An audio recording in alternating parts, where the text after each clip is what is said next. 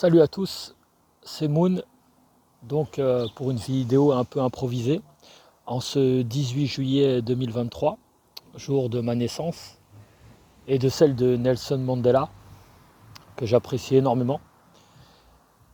Donc une petite vidéo improvisée pour partager un peu ma réflexion sur une notion très importante, à savoir de ne pas confondre le message et le messager, car il est très facile d'utiliser des propos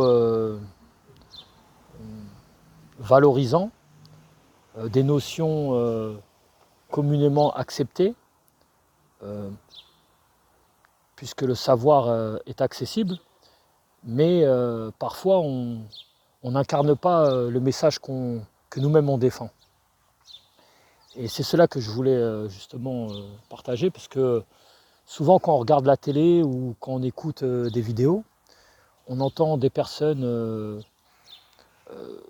parler de belles choses, de belles valeurs, mais qu'ils incarnent pas eux-mêmes. Cela, je l'ai très vite perçu, notamment quand j'étais jeune, où je me rendais compte que les gens donnaient des leçons et leurs actes ne correspondaient pas à à ce qu'ils défendaient. Alors c'est pour cela que j'aimerais justement dire qu'il faut faire attention.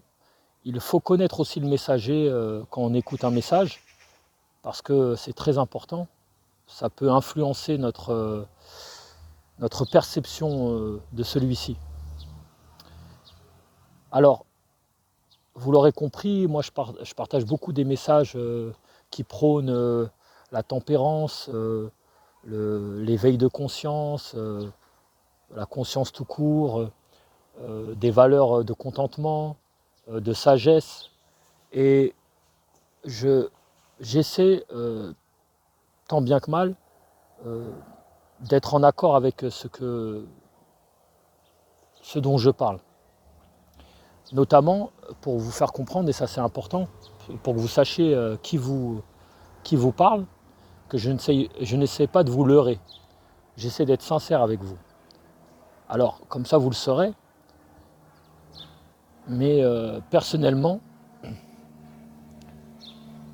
mon quotidien, dans ma vie de tous les jours, je suis une personne qui a choisi un modèle de famille traditionnel, donc une épouse que j'ai rencontrée de manière traditionnelle. Je suis parti donc au bled, j'ai discuté avec elle 5-10 minutes, j'ai posé les bases avant que les sentiments ne s'immiscent entre nous, pour que les choses soient claires. Et donc elle a accepté. Je suis parti voir ses parents et je lui ai demandé sa main. Aujourd'hui, ça fait 13 ans qu'on est ensemble, on a 3 enfants. Et je suis tous les jours plus ravi d'avoir fait ce choix. Voici voilà pour le modèle de famille que j'ai choisi. Alors deuxièmement, ma femme ne travaille pas. Non pas parce que c'est pas que je ne veux pas, c'est que je considère qu'il y a des priorités qui sont en accord avec mes valeurs et puis les siennes, notamment la famille, et que je préfère qu'elle dépense son énergie, son temps, à le dépenser auprès de ses enfants et de son compagnon. J'essaie d'assurer bien sûr ses besoins, et j'ai la chance d'avoir une femme qui est très peu matérialiste. Donc ça aussi, il faut pouvoir aussi avoir cette chance-là. Ensuite, concernant ce que je prône, c'est-à-dire bien sûr la connaissance des 3 dimensions de l'être, à savoir le corps, l'esprit et la conscience. Au niveau du corps, je suis donc une personne qui a connu les addictions. Je sais très bien les faiblesses, je connais très bien les faiblesses. Aujourd'hui, à l'heure actuelle, je ne fume pas, je ne bois pas. Je n'ai pas d'excès dans mon alimentation. J'essaie, dans la mesure du possible, de manger sainement. Je ne suis pas parfait, c'est-à-dire que je ne me considère pas à l'abri de mes démons ou de mes faiblesses. C'est-à-dire que je peux chuter, je peux être une personne qui, je ne sais pas, euh, dans un moment de faiblesse, je vais peut-être consommer une cigarette ou je ne sais pas, dans un contexte particulier, mais je ne m'y attache pas car j'ai des valeurs de détachement que j'essaye d'appliquer. Et donc je peux être bien sûr dans l'abstinence pendant des mois aisément. Je peux dans une année ne consommer peut-être qu'un verre ou une cigarette. Donc c'est pas quelque chose qui fait partie de mes habitudes en tout cas. C'est pas quelque chose que j'entretiens quotidiennement. Voilà, une fois n'est pas coutume comme on dit. Mais donc c'est pour ça que j'ai d'autant plus de tolérance envers les personnes qui sont confrontées à ce genre de faiblesse et puis d'addiction. Ensuite, je fais du sport régulièrement parce que je considère que mon corps est un dépôt, est une responsabilité et j'essaye de faire en sorte qu'il soit le plus optimal possible pour qu'il soit aligné avec mon mental. Donc voilà. Le mental, justement, venons-en.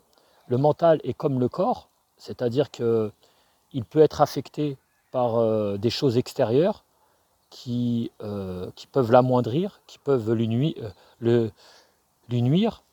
à savoir bien sûr des mauvaises informations. Si on regarde la télé et tout ça, moi je ne suis pas quelqu'un qui regarde la télé, ou qui ne regarde bien sûr plus, parce que j'ai connu toutes les mauvaises choses, enfin j'ai expérimenté, ce dont je parle je le connais.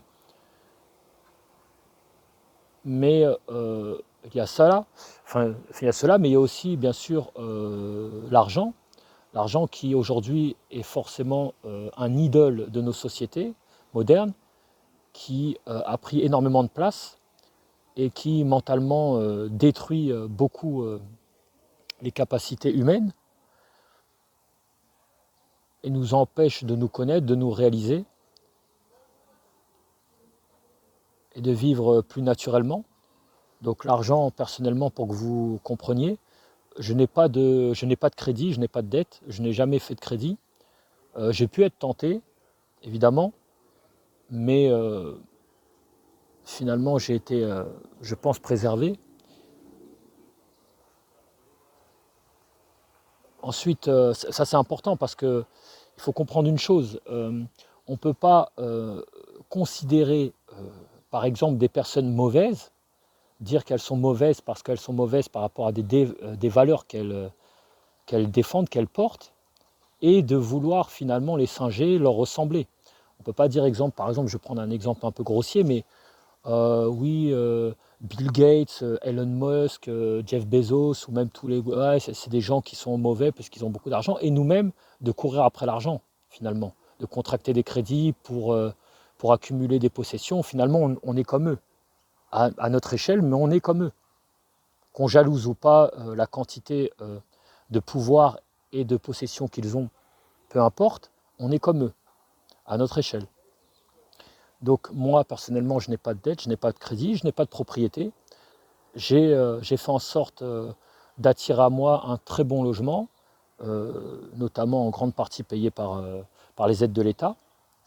Donc c'est une possibilité qui nous est offerte dans le système, un système qui est forcément unique, c'est-à-dire il n'y a pas d'autre système qui nous est proposé à la naissance. Donc il faut bien qu'on s'y adapte, il faut bien qu'on ruse. Je n'ai pas voulu ressembler à ceux qui sont vers le haut de la pyramide. Je préfère rester en bas, mais de ne pas participer, de ne pas me souiller ou bien d'être corrompu. Voilà. Je défends d'autres valeurs, notamment la recherche de la connaissance, de la vérité et le bien-être véritable. Ensuite, bien sûr, il y a l'argent, mais il n'y a pas que l'argent. Il y a aussi le divertissement qui peut affecter notre mental, que ce soit par les écrans, que ce soit par la musique, que ce soit par les jeux vidéo. Je ne dis pas que je ne suis pas quelqu'un qui va être complètement à côté de ces choses-là, mais c'est comme tout, ce n'est pas quelque chose qui fait partie de mon quotidien, ce n'est pas quelque chose que j'entretiens. où je dépense du temps et de l'énergie à l'intérieur. Ça peut m'arriver dans l'année de faire une partie avec mon fils, voilà, ou bien de regarder des films, évidemment. Mais on va dire c'est plutôt des parenthèses que je vis par faiblesse, mais qui me permettent aussi de me, de me relâcher et d'essayer de revenir. Ce qui ne nous tue pas nous rend plus fort, c'est-à-dire j'essaye de ne pas rester trop bloqué dedans, et surtout j'essaye toujours de le vivre en vérité, c'est-à-dire je sais très bien que c'est quelque chose qui n'est pas profitable, mais je le vis par faiblesse, c'est un choix. Donc j'y reste pas très longtemps, très très longtemps. Et c'est vraiment anecdotique. Mais il faut bien vivre dans son temps. Ensuite, voilà, pour le mental, il y a bien sûr le divertissement, l'argent, comme je disais. Il y a notamment aussi les fréquentations. Voilà, il faut savoir que je n'ai pas de fréquentation. Je n'ai qu'un seul ami avec qui je partage des discussions et des réflexions. Et il me permet, notamment par la dialectique, d'aller un peu plus loin toujours dans ma recherche. Pourtant, mon ami est vraiment l'extrême opposé de moi, parce qu'il voilà, c'est un ami qui est complètement dans le système, qui est très bien placé. Je peux dire qu'il fait partie de la classe moyenne supérieure. Voilà, c'est vraiment... il a assez de moyens pour pouvoir faire tous les projets qu'il désire dans la vie. Il pourrait, mais il est ancré dans des habitudes de sécurité qui l'empêchent finalement de prendre des risques, de sortir de sa zone de confort et de ses croyances limitantes, qui sont limitées à ce que la société matérialiste propose. Voilà, ce sont des investissements immobiliers dans la pierre. Il n'y a pas de folie, il n'y a pas trop d'originalité dans son mode de vie, mais finalement, il m'enrichit énormément parce qu'il me permet aussi, moi, par effet miroir, de comprendre ma position et puis finalement de comprendre que j'ai fait le bon choix aussi. Je ne l'envie pas du tout parce que finalement, il reste un être humain comme tout le monde et malgré ses possibilités et tout ce qu'il possède, sa vie est extrêmement pauvre pour moi personnellement parce qu'il ne dispose pas énormément de son temps, il ne voyage pas autant que moi, il ne passe pas autant que moi de temps avec ses proches. Il est toujours souvent dans des contraintes et des obligations qui ne dépendent pas de sa volonté, mais de ceux qui l'emploient. Et donc, voilà, je trouve que c'est pas quelque chose qui m'attire. Voilà. Moi, c'est vraiment la liberté que je prône comme valeur, et ça ne fait pas partie de la liberté, justement, le fait de ne pas disposer de sa volonté, même si on a des illusions parfois d'en disposer parce qu'on est dans notre corps, on pense que on est là où on est parce qu'on l'a décidé, mais en réalité, pas réellement, parce que voilà, c'est pas... Évidemment, on n'est jamais totalement libre, mais quitte à choisir nos lieux d'enclavement, autant choisir ceux qui nous sont le plus profitables à nous et nos proches et qui correspondent le mieux à des valeurs du vivant et de la finitude de cette existence. Il faut multiplier les expériences pour se confronter à nos faiblesses et aussi à nos aspirations. C'est très important. Il ne faut pas que rêver sa vie, mais il faut aussi la vivre.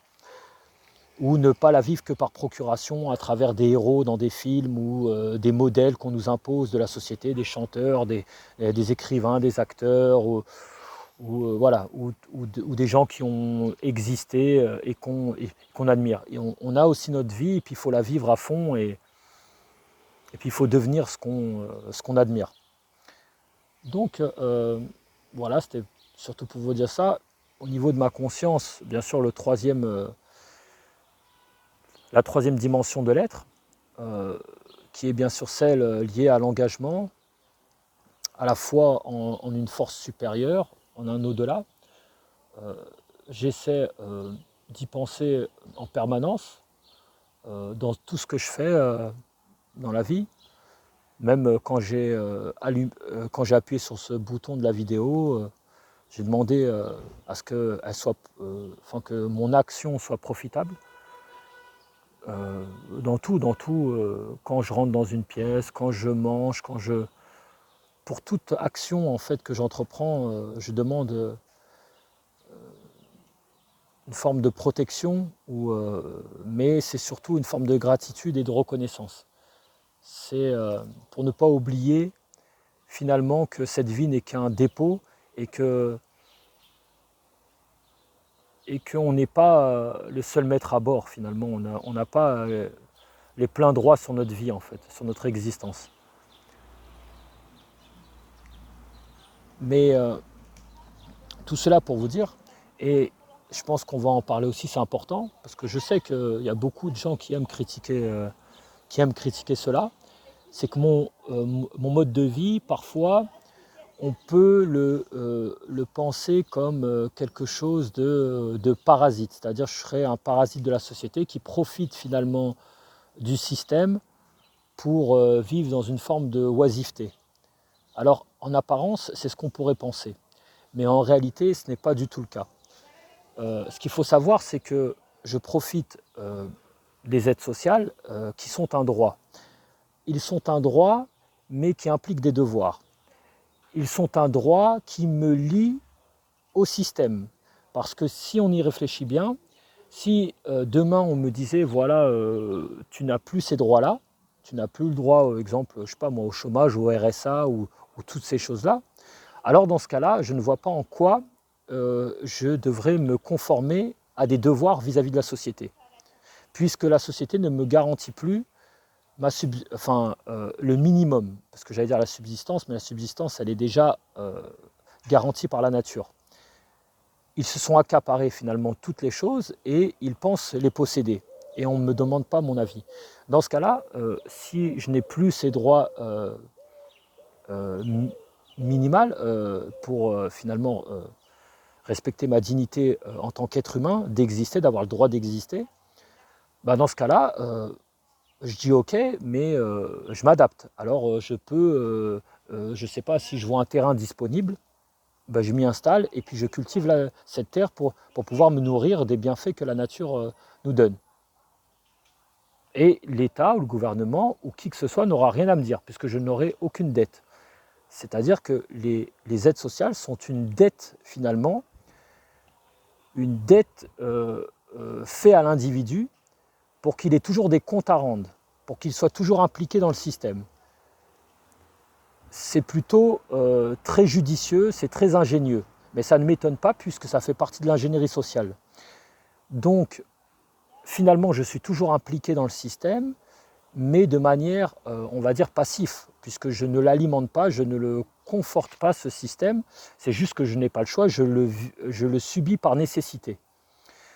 C'est différent de ceux qui y participent activement, donc à ce système, et qui ont une rétribution pour leur corruption, pour leur choix financière, qui ont une rétribution financière, c'est-à-dire qui ont des très bons salaires, qui accèdent à la propriété, qui vont finalement récolter les fruits de leurs efforts dans cette société matérialiste. Moi, je ne suis pas du tout dans ce cas-là, je ne demande pas ma part dedans, je demande juste le droit d'exister, le droit à la dignité, et finalement, les aides sociales et le minimum sont, entre guillemets, adaptés à cela.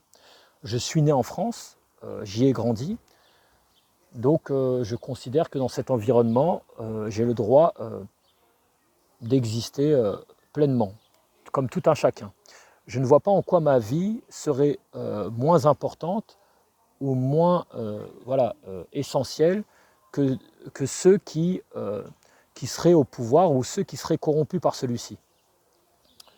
On ne m'a pas laissé le choix, moi je suis né dedans, donc voilà. les règles du jeu ne me correspondent pas, ne me conviennent pas, mais j'y suis de fait.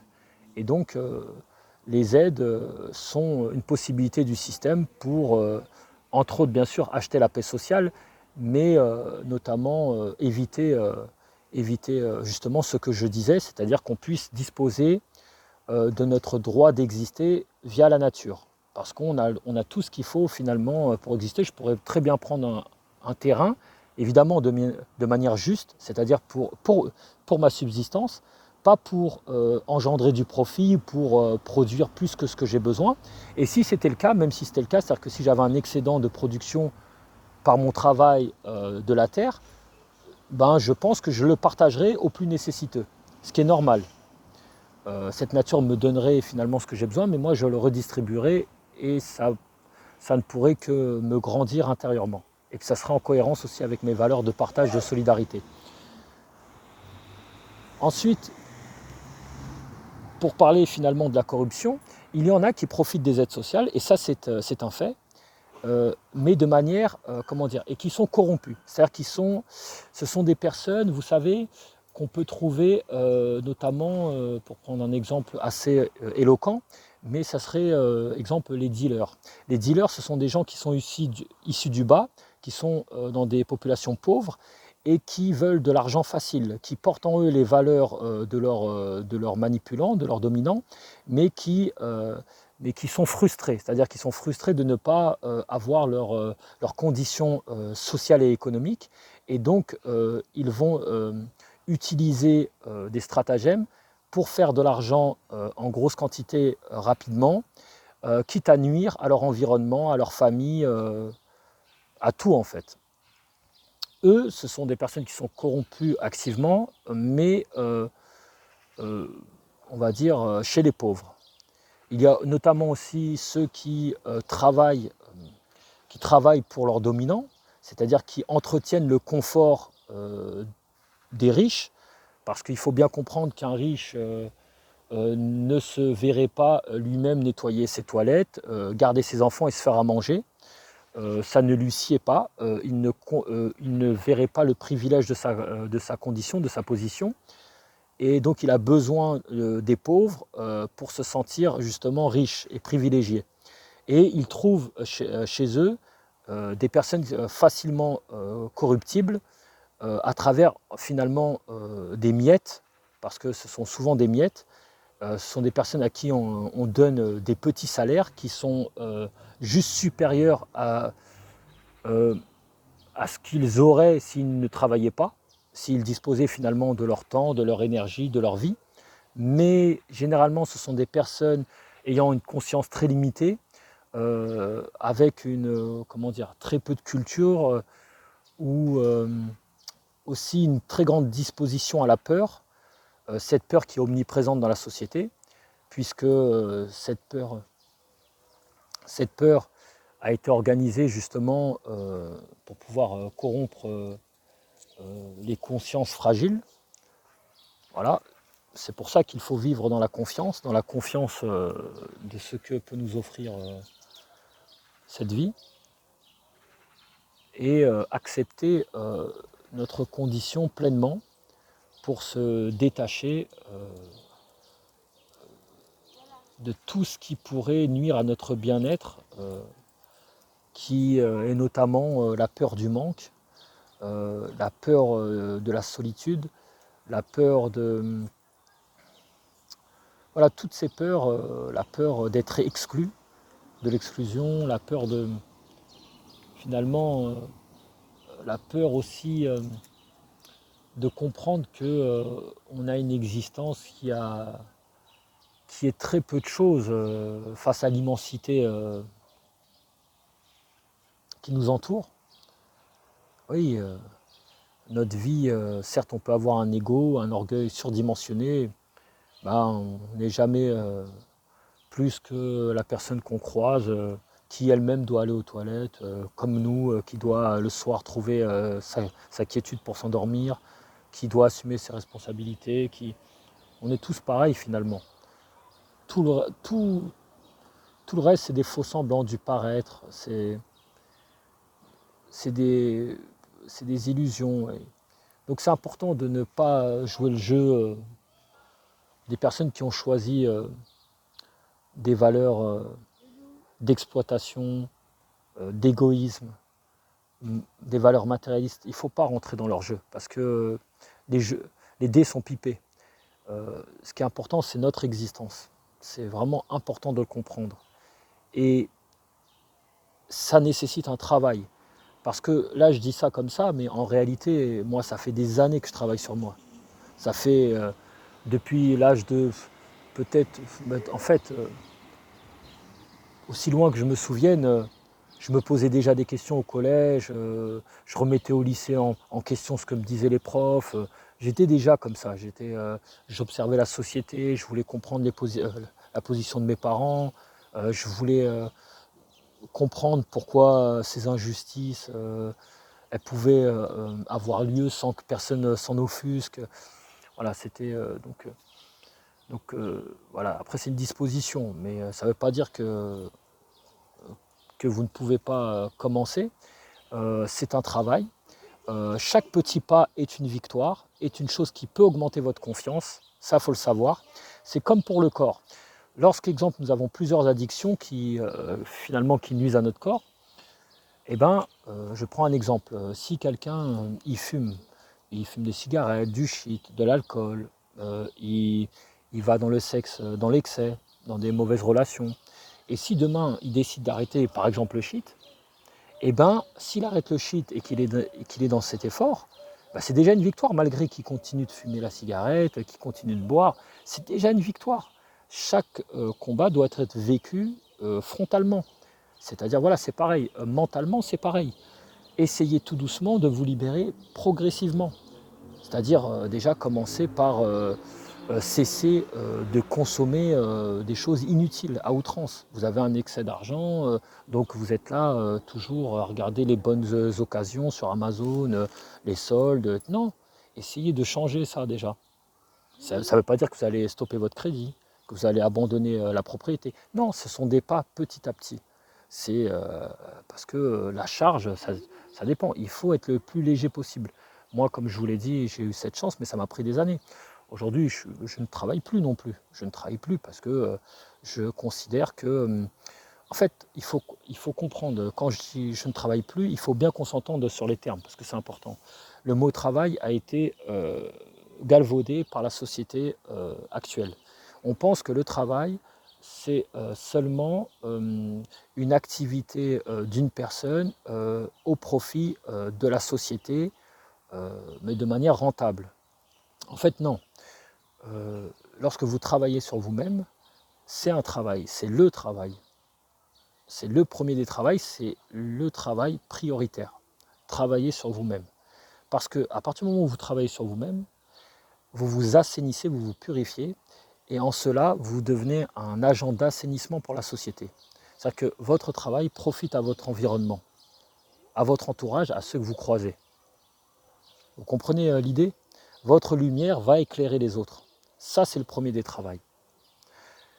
Ensuite, une fois que vous avez fait un travail sur vous, vous connaissez vos dispositions, vous savez ce que vous voulez, vous savez ce qui convient le mieux à votre nature, à votre, comment dire, à ce qui est le plus proche de la vérité. Eh bien, vous pouvez travailler dessus.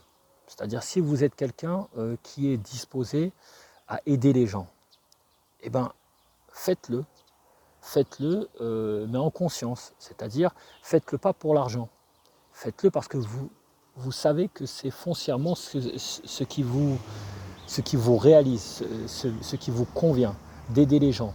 C'est pour ça que j'ai une grande admiration, moi, pour toutes ces personnes qui donnent de leur temps, notamment dans les hôpitaux, ceux qui balaient les rues, qui apportent vraiment une plus-value à la société. C'est ce qu'on appelle les métiers essentiels et qui pourtant ne sont pas reconnus à leur juste valeur. Et c'est tout à fait normal, puisqu'on est dans une société matérialiste qui est basée sur l'exploitation des individus.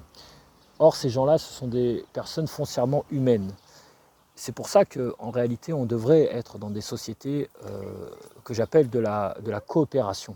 où chaque individu a la même valeur qu'un autre.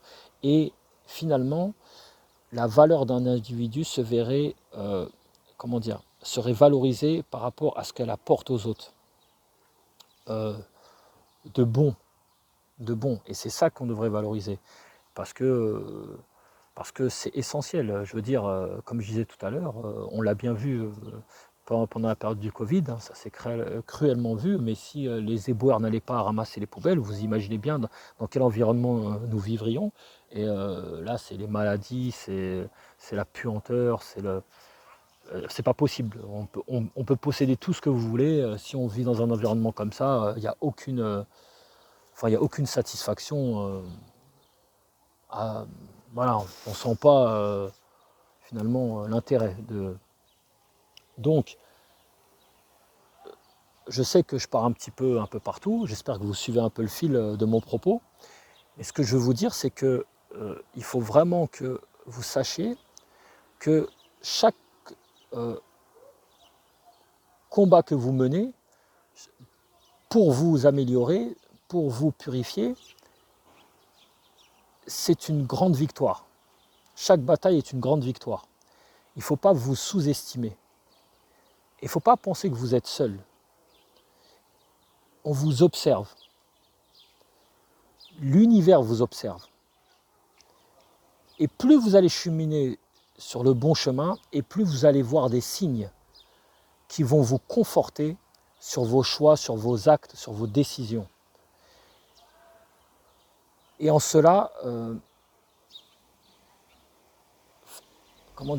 c'est cela qui motive aussi ma démarche. C'est de pouvoir savoir qu'il y a des personnes qui cheminent dans ce sens et qu'on n'est pas seul. C'est important. C'est pour ça que j'essaye de témoigner, moi, de mon parcours. Et puis de mes réflexions et tout. Puis je sais que ça vous parle parce que moi, je suis qu'un être humain comme vous. En fait, on veut tous la même chose. On veut être en paix avec nous-mêmes. On veut être dans un bien-être, dans la joie. Et c'est ça qu'on veut tous. Mais parfois, on utilise les mauvais chemins, mauvais schémas parce qu'on ne se fait pas assez confiance. On donne trop de confiance à des choses extérieures à nous. Il y a bien sûr le monde qui nous entoure, il y a la société, c'est un monde, mais le plus important, c'est notre monde intérieur. C'est ce monde sur lequel on doit travailler, qu'on doit remplir, qu'on doit aimer, qu'on doit vivre pleinement. À chaque fois qu'on est dans des actions extérieures, pour pour de l'argent, pour du matériel, pour du paraître, pour une position sociale, on met un masque, voilà, pour faire bonne figure, tout cela, finalement, on délaisse notre monde intérieur. Vous comprenez l'idée? C'est ça que je veux que vous compreniez. C'est pas être égoïste, loin de là. Comme je vous ai dit, tout ce qu'on fait sur nous, le travail qu'on met sur nous, il profite à la société, en réalité. Donc, ce travail-là, la société, elle ne valorise pas ce travail-là. Voilà. Moi, je sais que personnellement, j'aime, et vous l'aurez remarqué, j'aime réfléchir, j'aime penser des systèmes, des organisations qui profitent au plus grand nombre, à l'individu, mais aussi au collectif.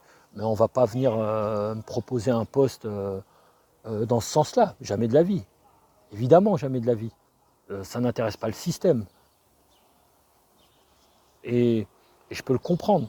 Je peux le comprendre. Je m'en offusque pas. Le système est cohérent avec lui-même. Et les gens qui le servent aussi. Je ne vais pas attendre des gens médiocres qu'ils voient l'excellence là où elle est. Évidemment que non. Eux, ils y verront que de la rébellion, que de la, du complotisme, de la paranoïa, de l'anarchisme, je sais pas. Eux, ils verront que ça. Mais tout ce qu'ils veulent. Mais en réalité,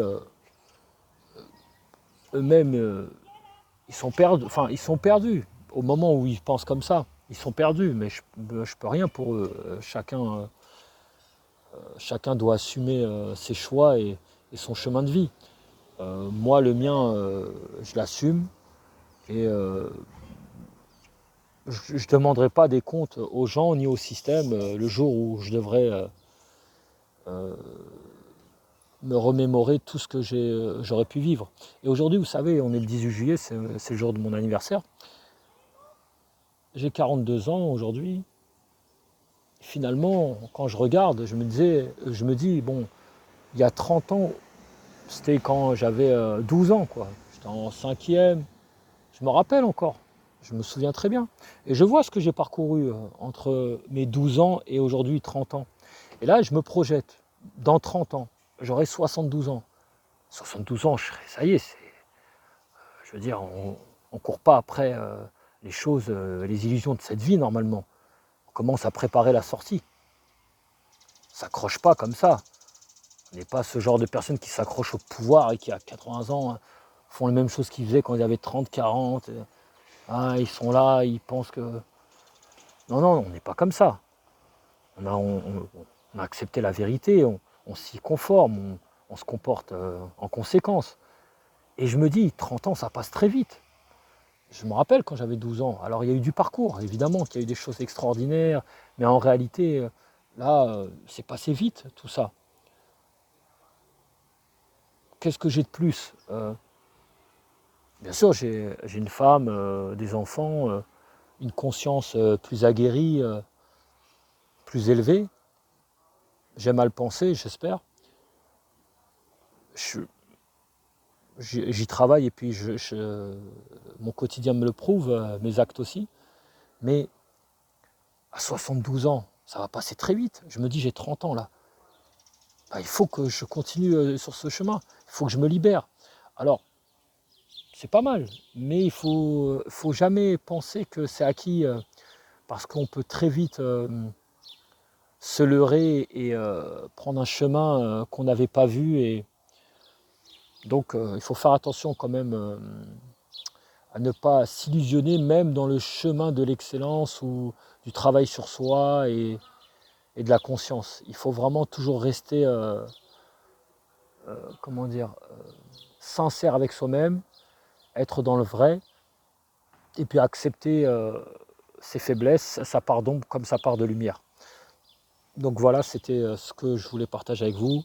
Je résume, ne confondez pas le message et le messager. Faites attention de qui vous prenez l'information. Connaissez ses valeurs, connaissez son quotidien, ce qu'il défend, comment il consacre son temps, son esprit et sa conscience. Ne soyez pas dupes. On peut faire dire ce qu'on veut aux mots. Ensuite, ne perdez jamais espoir.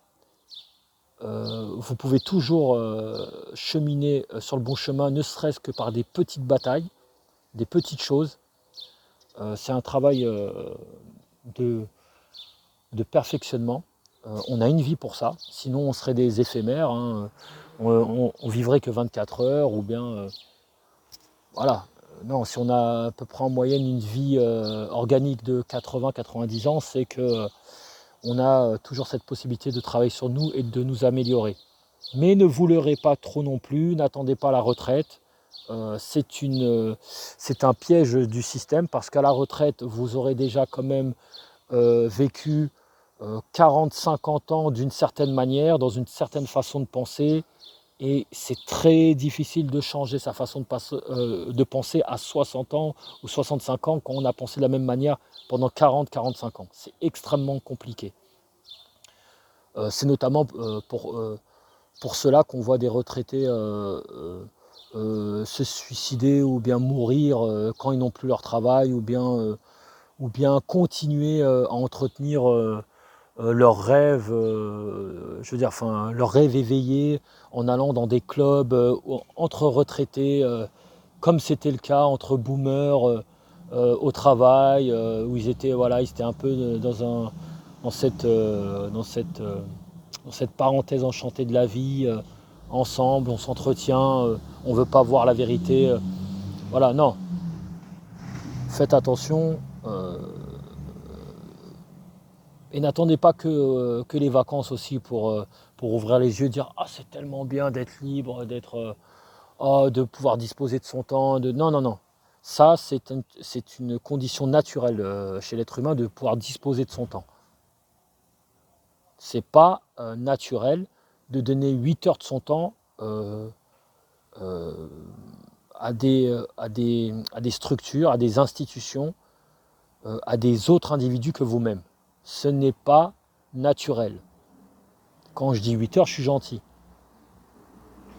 Cumulé dans la semaine, ça fait plus. Et finalement, on vit plus, quoi. C'est n'importe quoi. C'est n'importe quoi. Donc, prenez soin de vous. Ne voyez pas dans mes propos un jugement ou, comment dire, un peu trop de hauteur de ma part et je me prends pour je sais pas qui. Non, non, je suis comme vous, je vous l'ai bien dit, je peux trébucher, mais j'accepte les choses, j'accepte mes faiblesses et j'essaye de ne pas m'y attacher trop longtemps. J'essaye de me relever tout de suite. Donc, on se retrouve bientôt. Ne me souhaitez pas bon anniversaire. C'est pas important, de toute façon c'est le 18 juillet, personne n'y pense. Aujourd'hui, il y a qui me l'a souhaité, je crois. Bon, ma mère en première, après ma femme, et mon petit frère. Et puis c'est tout. Et puis mes enfants parce que ma femme leur a dit de me le dire. Voilà, vous voyez, c'est vraiment très restreint. Voilà. Et donc prenez soin de vous, je vous embrasse, et restez toujours libre là-dedans. Ciao.